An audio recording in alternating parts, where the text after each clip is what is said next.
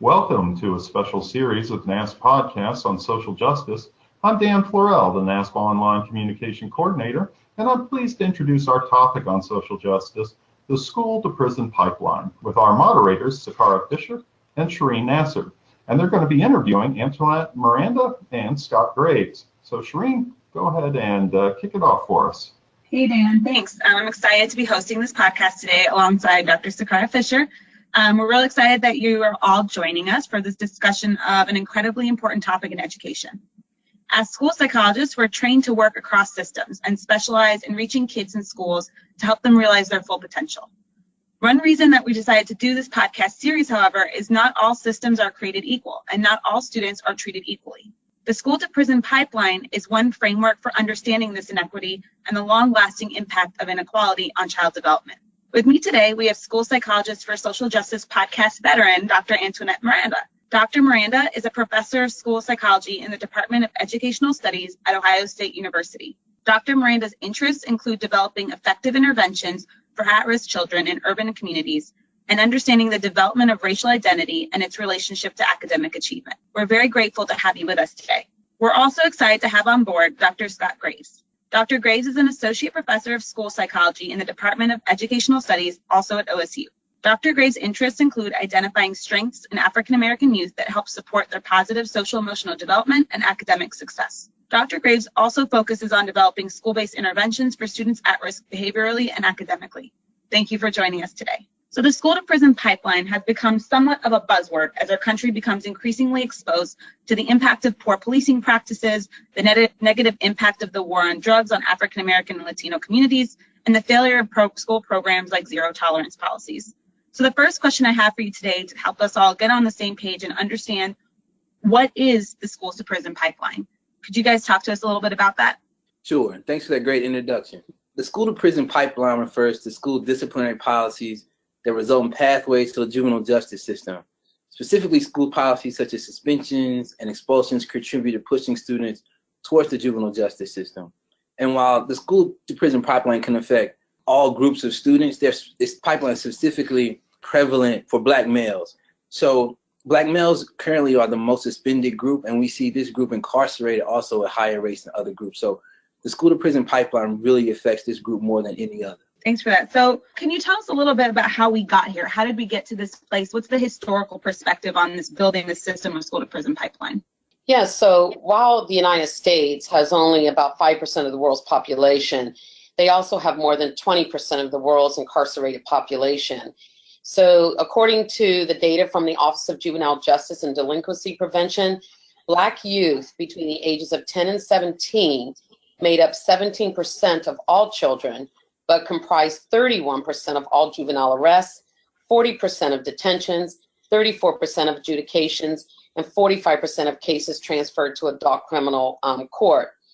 And so the statistics provide evidence of a correlational link between educational attainment and incarceration. For instance, Black men between the ages of 20 and 24 who have not graduated from high school have a greater chance of being incarcerated than of being employed. This is coupled with the fact that high school dropouts are 63 times more likely to be incarcerated than college grads. So this combination of exclusionary discipline coupled with low achievement is commonly referred to as the school-to-prison pipeline. Including in part of this kind of system of building, can you talk a little bit about what happened in pushing us to use suspensions and expulsions as a way to kind of address behavioral issues? Part of this is the term we like to use, the criminalization of school discipline.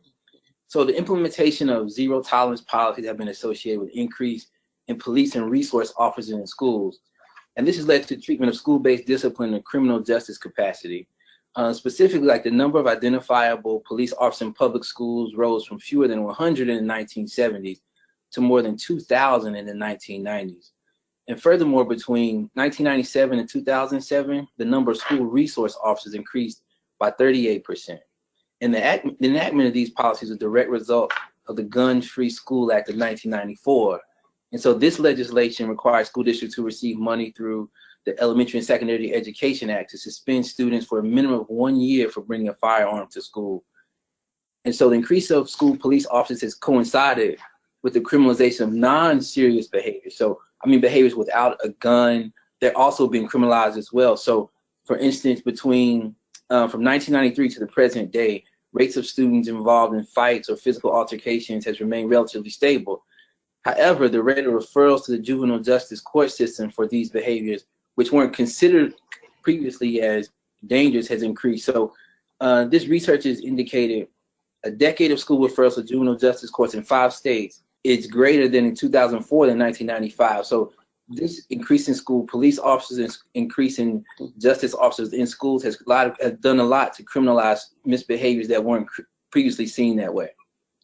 Okay, so it's almost like the outsourcing of school, things that might previously have been in the school's purview are now kind of being outsourced to a criminal justice system, bringing police officers to the school and such. So, but okay, so in all of this and thinking about suspensions and expulsions, school psychologists, we kind of deal with behavior, we do counseling groups, we do assessments. What's our role in responding to the school to prison pipeline? One of the things that I think school psychologists can do is that we need to really help dispel the belief that suspension works. And I think a lot of teachers absolutely believe that. And so that's part of it, is that we have to begin to change, how we begin to view suspension. And I remember I was giving a presentation, and a principal was really frustrated by this. And one of the things I recognized is that he was saying he doesn't have a lot of tools in his toolbox. And so that's where I think school psychologists can really be helpful in terms of helping them understand that suspension doesn't necessarily work. So we have to change that belief system. We can reduce suspensions. When we try to look at how to reduce suspensions, we have to let students become a part of the solution.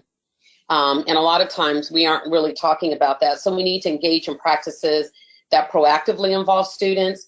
And so one such program is called ALIVE. It's the animated learning by integrating and validating experience, and it's a part of the trauma response program. There's also what we've heard a lot about more recently is restorative justice programs. They're gaining in popularity. And these programs empower students to resolve conflicts on their own and in small groups.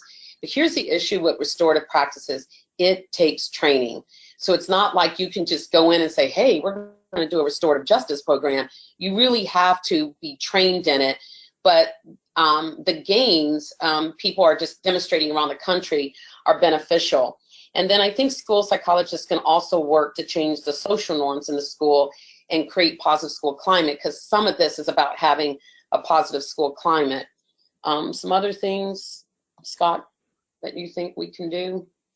I think from a school psychologist standpoint, we also can look at positive behavior supports intervention.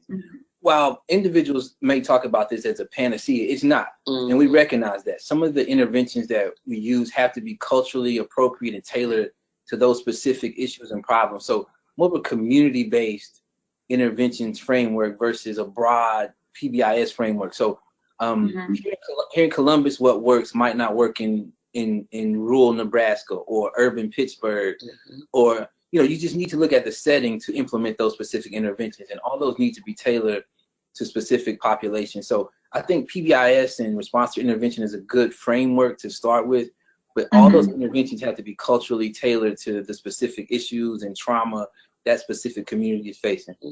No, I would just say, I would add, it's almost like school to prison pipeline is becoming a buzzword, just as trauma-informed practice is becoming a buzzword. Absolutely. But I think when you're working with kids in poverty and we're working with minority kids, we do have to look at trauma-informed practice.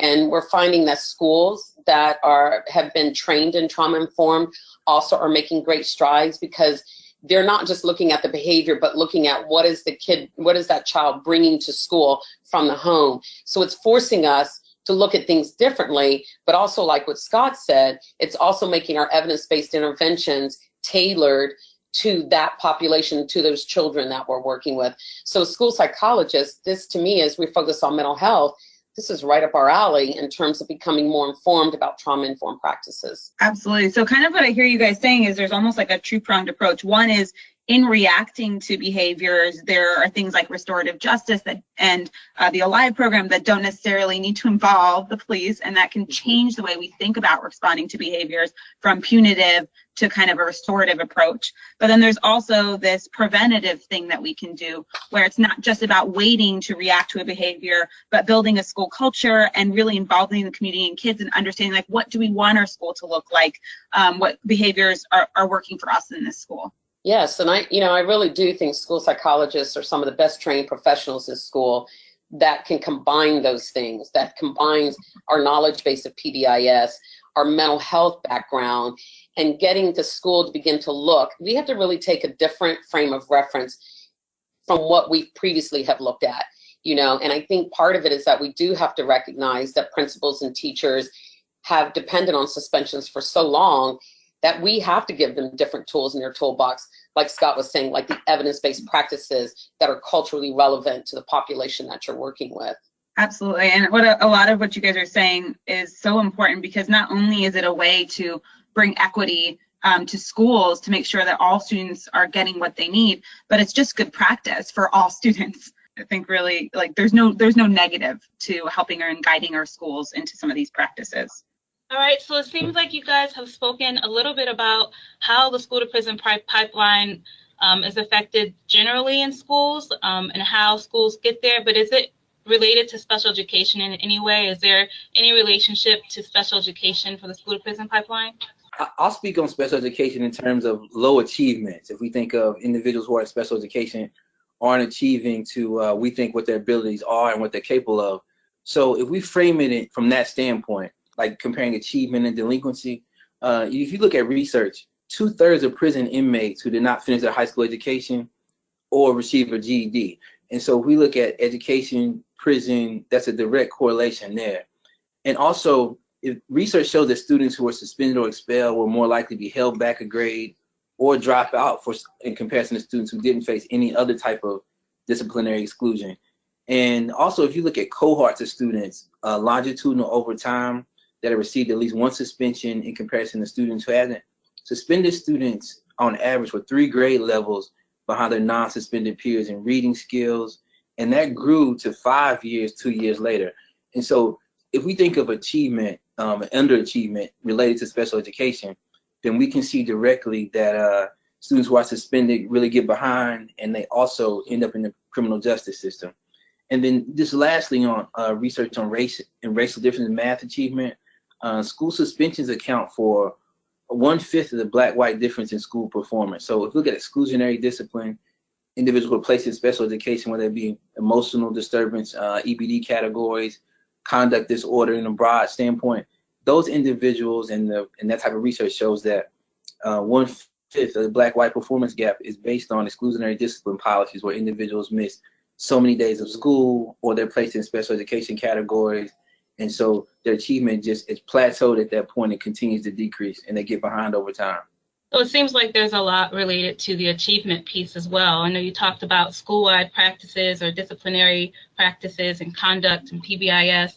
Do you think there's some relationship or interventions that can be academically focused? Maybe I know you spoke a lot about the low education in the prison system. Do you think there's a way to also address the school to prison pipeline by addressing academic issues as well? When I think about that, I often, I'm teaching a behavioral intervention class now, and I often tell students that a lot of the children that have behavior problems have academic problems. So which one came first? Mm-hmm. And you always talk about behavior has purpose. You got to figure out what that purpose is. And a lot of times it's to get out of the academics. And so, one of the things that we look at when we're looking at academics is something we know is a good prevention, and that's preschool and Head Start. And yet we, as a country, aren't willing to fund preschool, but we've demonstrated that. And so if you think about that, for many of our kids coming into school from low-income neighborhoods, having preschool can assist them in getting a head start on the academics, because a lot of that is part of it, because we know that low-income kids come into school already behind, particularly in the area of literacy. And so when we think about academics, that's one way where we can begin to have an impact. And even as school psychologists, as we think about working with preschool, that's something that we can continually advocate for, and making sure that those kids have a leg up on academics so that they enter school ready to learn and not already be behind.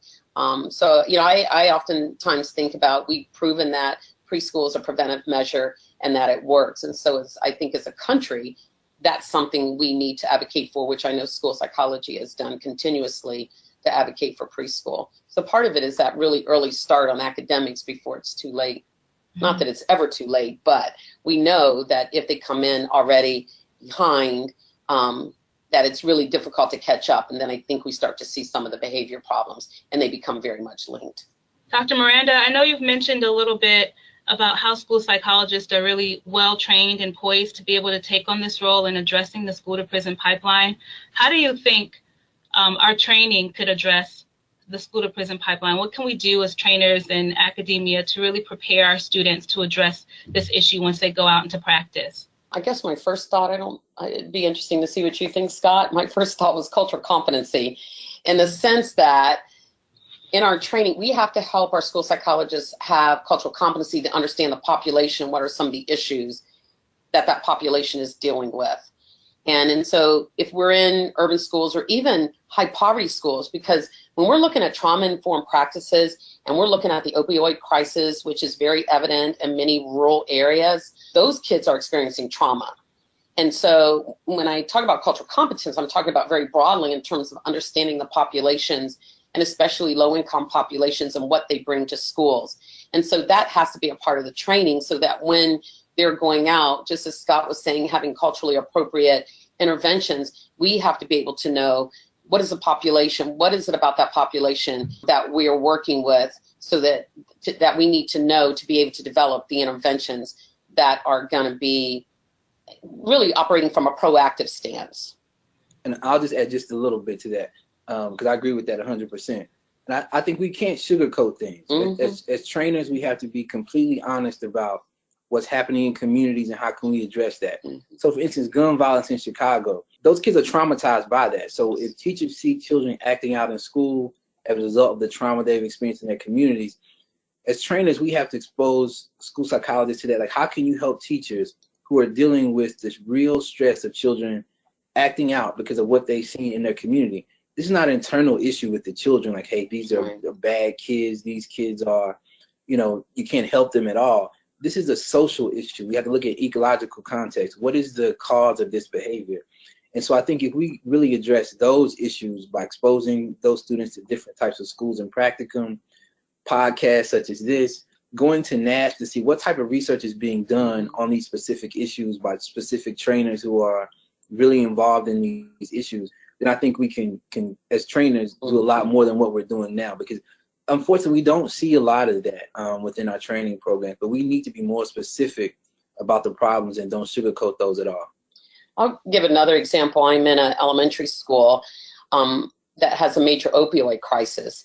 And they were saying that 10 years ago, it's a fairly stable community, interestingly enough, but the teachers were saying 10 years ago, we didn't have this. This is literally in the last 5 years. And this is a school that has not a lot of teacher turnover. And so one of the things they're trying to deal with is this opioid crisis, and with a population that they've been working with for years that never had this. This is new for those teachers. And so some of the things we're working with them is the teachers are very open to learning how to do behavioral interventions. And so that's what we're going to be doing, is working with them on how to develop behavioral interventions. So I think, again, what Scott is saying, these teachers would have never thought they would be entering that. And this is an urban area. And so in this school is a school that is dealing with an opioid crisis. So as one teacher said, 7 of the kids in my classroom either have mothers that have died, are in jail, or on probation. And that was new for the teachers. So we have to look at how do we help teachers, because there's also something called secondary trauma, which is teachers dealing with the trauma of their kids. And so how do we also help them in terms of their wellness? And so I think that's another thing school psychology programs have to start talking about, is how do we help teachers that are dealing with what they're calling secondary trauma. Wow, so it really seems like there are a lot of different ways that we can try to address this problem as school psychologists. Do either of you have any resources that you really like to use or that might be helpful to our listeners? And this is a plug, shameless plug for Dr. Miranda. We just published a special issue in Psych in the Schools on incorporating culture in school-based intervention. Her article was the lead article, and it discusses and it provides a framework of, as a university, how do you partner with specific schools to implement interventions and just develop a partnership so you can place practicum students, future interns, develop models of school-wide positive behavior supports. So from a practical standpoint, I think that's the first step. Universities need to be more involved, boots on the ground, if you will, to help teachers, to help students, to help communities. And I think that as school psychologists is how we can make a big impact. Another thing, a lot of trainers do professional development for teachers in schools. Most people are familiar with the ACEs study, adverse childhood and the impact of those experiences. And some of the free resources out there are ACEs surveys for teachers to get them to understand this is natural for you to feel stress. So sometimes if you may raise your voice, you can say, hey, why did I raise my voice? It's secondary trauma for you as well within this community. So when you do in-services, let teachers know, hey, this is a normal process for you to feel this way, but how can we help you to serve children better through consultation, through direct intervention, and it's how does it feel to school psychology as a whole? How can we help you help children reach their full potential? And then just evidence-based interventions. I mean, Scott, I know, has done a lot and has some research on things like check-in, check-out, tutoring, mystery motivator, the good behavior game. And then I think the other thing is you may want to, if you are fortunate enough to be in a big city, is access in children's hospitals. And we have a nationwide children's hospital here, has been doing a lot, particularly with the urban school district in terms of providing trauma-informed practices. So the article he was talking about, one of the authors is the principal who talks about her school having trauma-informed practices and teachers being involved with it. And they've had significant improvement in their behavior. And so the teachers think differently about the kids in their school and understanding them in a different way. And I've probably been working with that school for about 5 years, and it really is amazing to see that their suspensions have gone down, that they are doing some really good work in terms of that. And it gives you some ideas in the article about things you can explore. Good. So you guys spoke a little bit about your research and types of research that's being done in this area. What additional research is needed? What additional research do you think people should be looking to conduct to really move this field forward? I will say that one of the things I'm impressed about in school psychology is that we are starting to have more research done with interventions in urban schools. And so I think that's what's really important, is looking at some of the things in a cultural context. For example, I was looking at things about PBIS, and they were saying, yes, PBIS is great, but in urban schools, you need more resources, you need more time for training, and you need to have teachers deeply committed to that. So sometimes when you're looking at PBIS, in urban schools, you may need different things in terms of training than you do a suburban school. And so we're starting to have research on that. And so I think that's one of the things, is just continually doing research in urban schools to look at how do we do this in a cultural context? Can the intervention be implemented the same? And we found some of that. And that's what's really awesome, that, yeah, you can take this intervention and do it in an urban school, or here's how you might want to tweak it. And so we need more of that kind of research of looking at how things work. I think we need more research in restorative justice, and having school psychologists engaging in that. And then I think as school psychologists, we do need to look a little bit more closely at trauma-informed practices and looking at how are we beginning to incorporate that into our programs and also incorporating that into our research. I agree. I just think, to piggyback on that a bit, what works for whom and what context. Absolutely. And so we talk a lot about restorative justice practices. We talk a lot about trauma-informed schools and practices. A lot of that research is done with populations that may not be applicable to areas of specific programs. And so I think without that type of critical evaluation of those programs, especially by school psychologists, because we're on the ground, we see what actually happens. I think some of those programs are implemented and a lot of money is spent without knowing what they've worked for this specific population. So I think replication research is key right now. And I think that's important because we don't want these just to become buzzwords. And I think sometimes they become buzzwords, like people are like, oh, we got to do restorative justice, but you have to do restorative justice correctly. And so, I think these all have a lot of meaning, and I think we need to talk about them. And NASPA's a great way where we can really begin to talk about some of these issues in meaningful ways and how it works with your population. Well, thank you both so much for being with us today and really sharing your knowledge on this really important topic.